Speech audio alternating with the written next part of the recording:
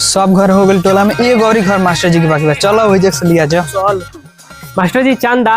सब घर हो गए टोला में, एगो और एक घर बाकी बा, दिया जाओ। हाँ हाँ एकदम मिली चंदा, काहे ना मिली चंदा। आओ लो बैठो लो। चंदा काहे ना देम हम, वैसे भागल बनी। देखो बाप, चंदा तो देम, इससे कौनो हमरा दिक्कत नहीं। अच्छा बाकी एगो बात बा, का बात बाटे? हमरा तनी दिक्कत बाटे। चुंगा उंगा बांधल हमरा घरवा से, समझता रहनु तनी घरवा से हमरा उन्हीं रखे। अच्छा साउंड पोल्यूशन होला, तहन लोग तनी ना बुझाई, तनी ध्यान रखे। ध्यान रखल जी। यही खातिर 1 मिनट चंदा मांगते हैं, जे कतरन चोंगे ना पहनाई। अभी प्रोग्रामो बाकी बा। अभी और ही हिसाब में बान एकरे दुआर के सामने बान, यही गाछ पे एकरा ढेर साउंड पोल्यूशन होता है। बान चढ़ भाई चढ़, एकरा ढेर साउंड पोल्यूशन होता है। होते सबेरे पिया जई